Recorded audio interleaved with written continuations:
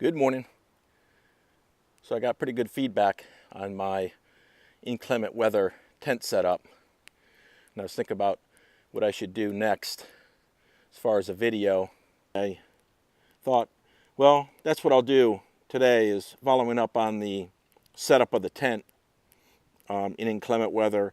I'd set up the hammock. Now it's not supposed to rain today until later, but I will do the setup as though it's raining, just so, for the sake of argument, might as well kill two birds with one stone. Many of the same considerations here as with a tent setup, as far as soon as I came in, you're looking for the widowmakers and deadfalls. Comfortable, thought about the air and weather streams. The weather in this area primarily comes from behind you, so it comes in this direction. That's good as far as the direction that I'm going to have my tarp set up to cover that area. But what it also means is you're going to see probably I'm on quite a bit of a grade. And even right now, as the temperature on the sunny hill rises, it obviously draws the cold air up from the valley, and then vice versa at night. So that means more convection underneath the hammock setup. That is a consideration about how you configure your tarp. Okay, so I'm going to do sort of a frame, not an open side or anything, just an A frame, because I am setting it up as though it was going to be a little bit inclement weather. I found these two trees. I'll slide Lee over.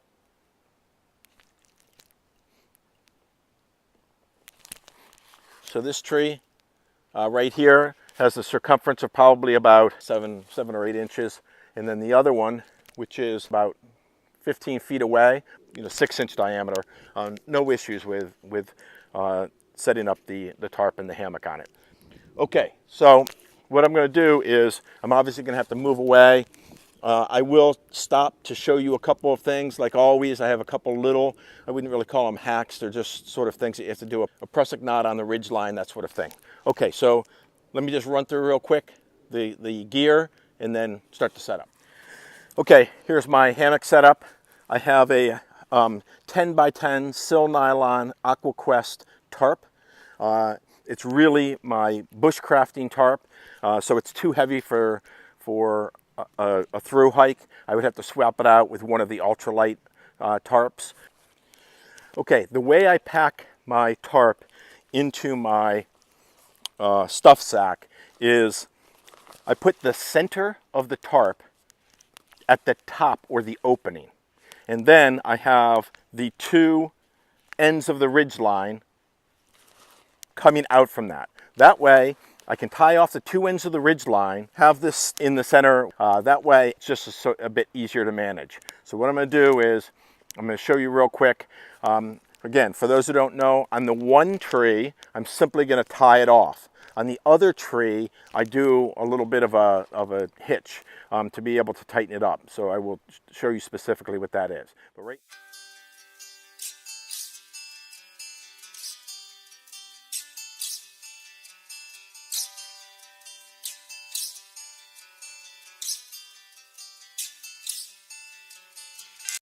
So this knot that I'm going to use is super simple. I know some folks hate making knots, but this is super simple, and it just helps.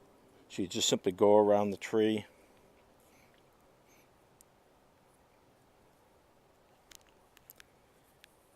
Without tying anything, you just simply cinch it back on itself. So you're creating this cinch point. Hopefully you can see that. And that allows you to take up slack a lot easier. Then with the rope, with the line that's come back around, you simply go under, through towards the tree, then come like this. So you've created the beginning of almost like a bow knot. Take a loop under, except for this time leave a tail. You're going to cinch it up like this. And when you pull this, it's just going to come up tight like that. To get it out, okay, so all that weight. Now, to simply undo this, all you got to do is just grab the the loose end, pull it free, and it's going to all just come right undone.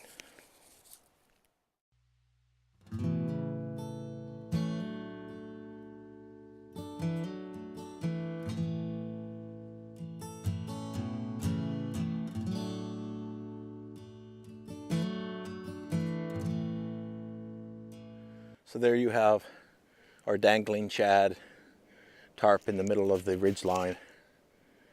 Now what I'll do is I will go over, pull it out, and I'll show you how I have the tarp slung.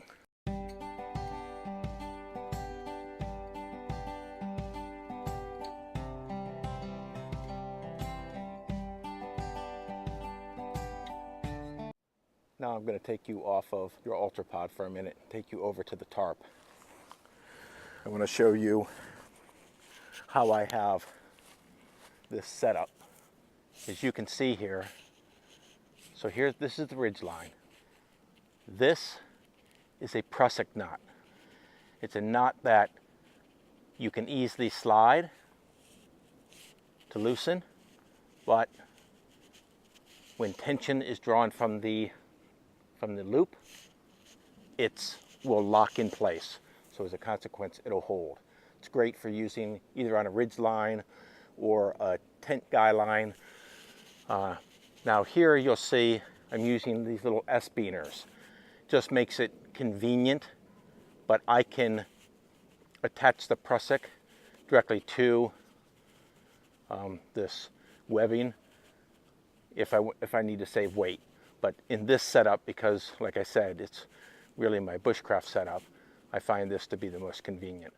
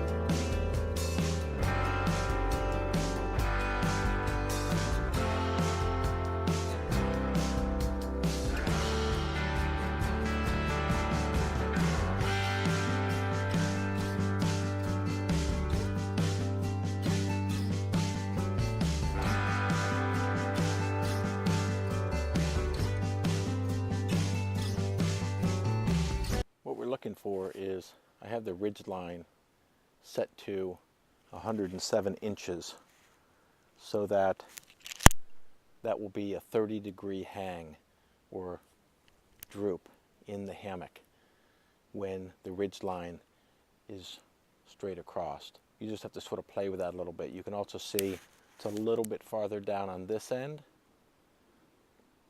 than the tarp is.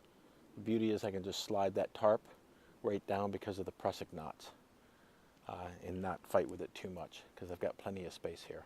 Now let me take you up to the hammock and run through the different components. Okay, let me run through real quickly the components for slinging a hammock. The first thing you need is something to wrap around the tree. Traditionally, obviously that was rope. That's not great for the tree, tears up the bark. So now sort of the industry recommends at least 1-inch webbing. There are two systems that are out there. The only ones I touch on simply because they tend to be the most popular. The first is called a python strap.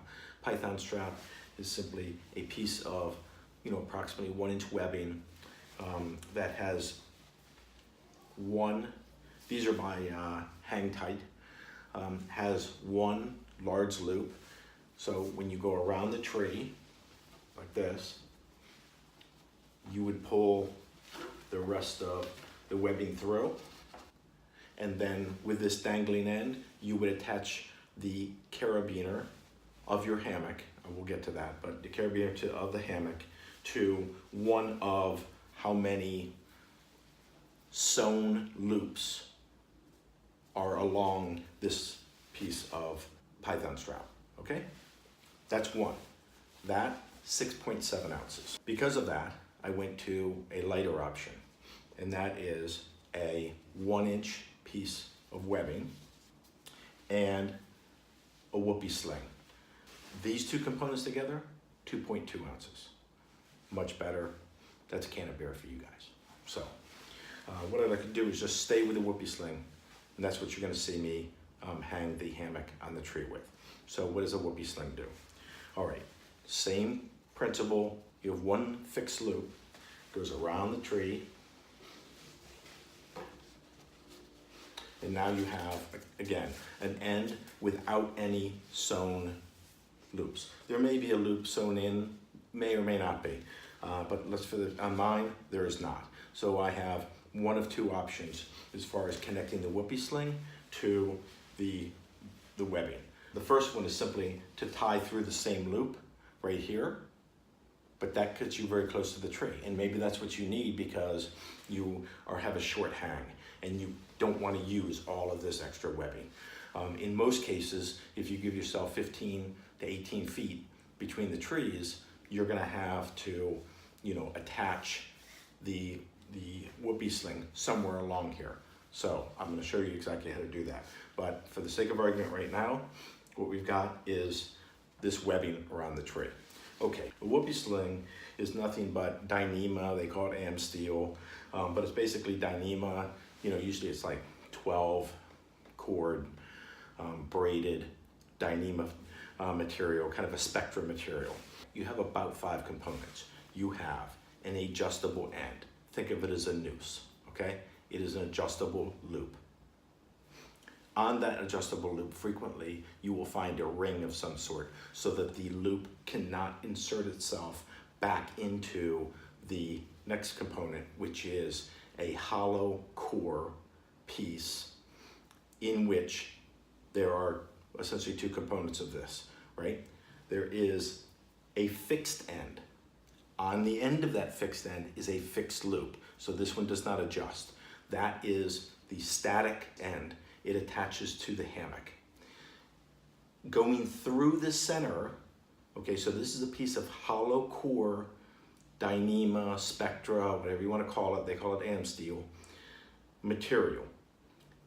Going inserted through the center of that hollow core is simply the floating end of your whoopie sling. So what happens is that if you, think of it like the prusik knot, or think of it like a little Chinese finger lock. If you take it and easily pull it through, it will very easily, it's a little bit, okay, this is the loop this large, just simply crank it down and it'll insert through itself. Now, on the other hand, is that if you pull on this from the fixed end, it will lock itself down and it will not adjust, okay? So just like a Chinese finger lock, one direction, the webbing expands and allows free movement, pull it back on itself, it shrinks, grabs a hold of itself, and it will then lock in place. So that allows you to simply adjust its length. So that's called a whoopie sling.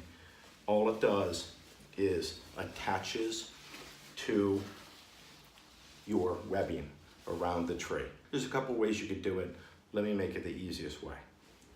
You're not gonna see this on the tree, which I did. I actually went through this loop and tied it off. I did that simply because it was the fastest, given the relatively short hang that I had. But there's something called a marlin spike. As you remember, when we went through the bear bag, you had to somehow take the splint and tie it into the line. Same concept.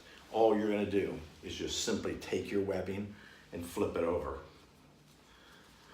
to make a loop.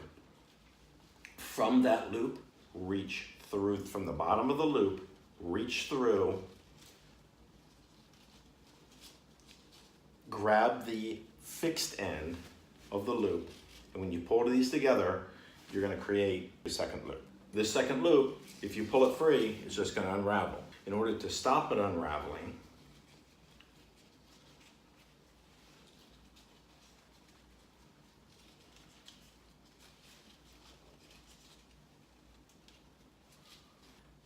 take your splint, put it in the middle, lock it down.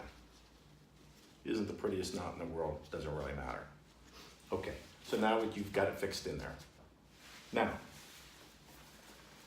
with the whoopie sling, remember that we have an adjustable loop, we have a fixed loop, okay?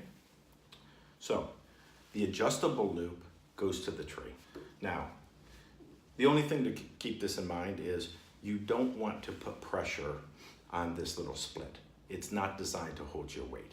So you have to go behind it so that you're on the knot and you're webbing to webbing the strength. You're not on the splint itself, okay? Just simple as that. Now look at that.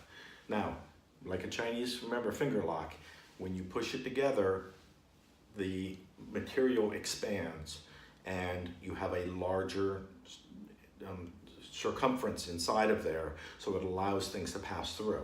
We don't want it like that, so you have to take this, once you get it tightened up where you want it, just take it and pull that out. Just squeeze it out, and just gives you more surface area in order to lock that down, so you're good and tight. And then you have the fixed end, which just goes onto the carabiner, or however you wish to tie it onto the hammock. And then you have the free end. The one thing I'll tell you about, just real quickly, because it's just a great trick, is one thing about a hammock is the fact that you're always trying to manage, movement of water along these lines, which are generally exposed. So you come down here, rain falls, hits here, you have this loose end, tends to go down with that. You come down here, you have this free end of the whoopie sling, water's also going to go down here. If you want to do it again, just take the end just before the fixed loop and just tie it across it, just tie it around there. Now what you've got is yet another drip line. So you've got the material, might as well use it to your advantage. Okay, let me just slide you over here a little bit. Let me take you to what you're going to see on the film as far as the hookup. So in my instance, I just have a carabiner. I think you can see that. Okay, a carabiner. This just slips through, and now you have a suspended hammock. On the hammock itself, this is a gathered end hammock. So that means the material's been gathered together internally, and there is this heavy black cord. The heavy black cord is just simply looped around and is figurated onto a carabiner, and then the carabiner, the whoopie sling is attached to it. If you wonder what these white lines are, this is my ridge line. So you're going to see that in the video.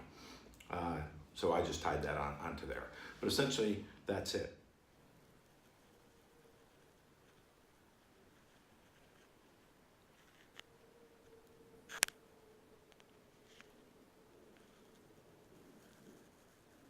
Right now, I've just staked out the back so that you can see. But of course, the front would come down and be staked out like this. And then you have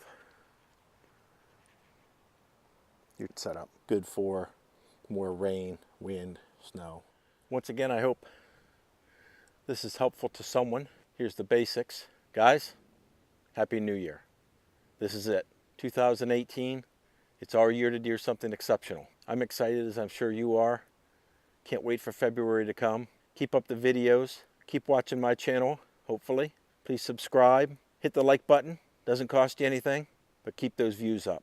Once again, Dr. G, love you. Thanks, brother. Cancer Research Institute for the next generation of cancer cures. Thank you, guys. Scars out.